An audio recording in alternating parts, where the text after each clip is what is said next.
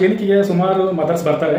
ಬಂದು ಸರ್ ಇದು ಮಗುದು ತಲೆ ಏನೋ ತುಂಬ ಫ್ಲ್ಯಾಟ್ ಆಗಿದೆ, ಏನಾದರೂ ಇದಕ್ಕೆ ಸೊಲ್ಯೂಷನ್ ಇದೆಯಾ, ಆಮೇಲೆ ಯಾಕಾಗುತ್ತೆ ಇದು, ಆಮೇಲೆ ಇದನ್ನು ನಾವು ಏನಾದರೂ ತೊಂದರೆ ಇದೆಯಾ ಅಂತ ಕೇಳ್ತಿರ್ತಾರೆ.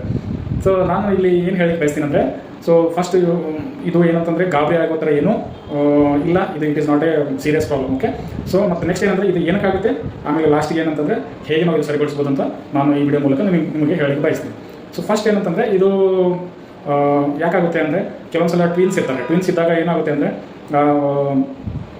ತುಂಬ ಜಾಗ ಕಡಿಮೆ ಇರುತ್ತೆ ತಾಯಿ ಗರ್ಭಕೋಶದಲ್ಲಿ, ಕ್ರೌಡಿಂಗ್ ಆಗ್ತದೆ. ಕ್ರೌಡಿಂಗ್ ಆದಾಗ ಏನಂತಂದ್ರೆ ಸ್ವಲ್ಪ ಏನೋ ಫ್ಲ್ಯಾಟ್ ಆಗುವ ಚಾನ್ಸ್ ಇರುತ್ತೆ. ಇನ್ನೊಂದು ಏನಂತಂದರೆ ಪ್ರೀಟಮ್, ಆ 37 ವಾರಗಳ ಒಳಗಡೆನೇ ಏನಾದ್ರು ಡೆಲಿವರಿ ಆಗಿದ್ದರೆ ಅಲ್ಲೂ ಕೂಡ ಏನಂತಂದರೆ ಆ ಮಗುದ ತಲೆ ಏನಾದ್ರು ಸ್ಕಲ್ ಬೋನ್ಸ್ ತುಂಬ ಸಾಫ್ಟ್ ಇರ್ತವೆ. ಸೊ ಅವಾಗ ಕೂಡ ಏನಂತಂದರೆ ಈ ಥರ ಫ್ಲ್ಯಾಟ್ ಆಗೋ ಚಾನ್ಸ್ ಇರುತ್ತೆ.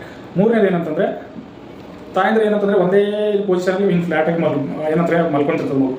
ಸೊ ಅದು ಕೂಡ ಏನಂತಂದರೆ ಅದಕ್ಕೆ ಕೂಡ ಇದು ಫ್ಲ್ಯಾಟ್ ಆಗೋ ಚಾನ್ಸ್ ಇರ್ತದೆ. ಇನ್ನೊಂದು ಏನಂತಂದರೆ ಮಗು ಒಂದ್ಸಲ ಇದು ಕತ್ತಿ ಏನಿರುತ್ತಲ್ಲ ಟಾರ್ಟಿಕಲ್ಸ್ ಅಂತ, ಅದು ಒಂದು ಸೈಡ್ ಈ ಥರ ಟರ್ನ್ ಆಗಿರ್ತದೆ. ಸೊ ಮಗು ಏನಾದರೂ ಒಂದೇ ಕಡೆ ಮಲ್ತಾ ಇರ್ತದೆ. ಸೊ ಏನಾರ ಈ ಥರ ಏನೋ ಕಾರಣಗಳಿದ್ರು ಕೂಡ ಅದು ಸರಿಪಡಿಸ್ಬೋದು.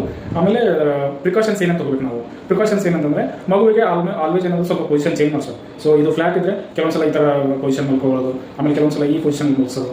ಆಮೇಲೆ ಮೂರನೇದು ಏನಂತಂದರೆ ಟಮ್ಮಿ ಟೈಮ್. ಸೊ ಮಗುವಿಗೆ ಸ್ವಲ್ಪ ಹೊತ್ತು ಈ ಥರ ಅದರ ಟಮ್ಮಿ ಮೇಲೆ ಉಲ್ಟಾ ಮಾಡಿ ಅಥವಾ ಭಾಳ ಇದು ಹಾಕಿ ಮಲಗಿಸ್ಬೇಕು.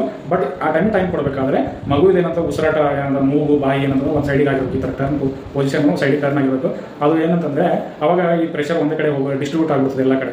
ಸೊ ಈ ಪ್ರಿಕಾಷನ್ಸ್ ತೊಗೋಬೇಕು. ನೀವು ಏನಂತಂದರೆ ನ್ಯೂ ಬಾರ್ನ್ ಬೇಬಿ ಇದೆ ಅಥವಾ 1 ಮಂತ್ ಬೇಬಿ ಇದೆ ಅಂತ ಒಂದು 10-15 ನಿಮಿಷಗಳು ಟೈಮ್ ಕೊಡ್ಬೋದು. ಒಂದು ಸಲ ಕೊಡಬೇಕಂದ್ರೆ ಒಂದು 2-3 ನಿಮಿಷ ಕೊಟ್ಟು ಈ ಥರ ಒಂದು 2-3 ಟೈಮ್ ಕೊಡ್ಬೋದು. 15 ಮಿನಿಟ್ಸ್ವರೆಗೆ ಟೈಮ್ ಕೊಡ್ಬೋದು. ಅದರಿಂದ ಏನಾಗುತ್ತೆ ಅಂತಂದರೆ ಮಗುವಿನ ಏನಾದ್ರು overall skull equal pressure distribute ಆಗಿ ಅದನ್ನಂತ ಡೆವಲಪ್ ಆಗಲಿಕ್ಕೆ ಸಹಾಯ ಮಾಡುತ್ತೆ. ಸೊ ಇದೇನು ಹಾರ್ಮ್ಫುಲ್ ಇಲ್ಲ, ಯಾವ ಥರ ಏನು ಟೆನ್ಷನ್ ತೊಗೊಂಡು ಅವಶ್ಯಕತೆ ಇಲ್ಲ. ಸೊ ಈ ಪ್ರಿಕಾಷನ್ಸ್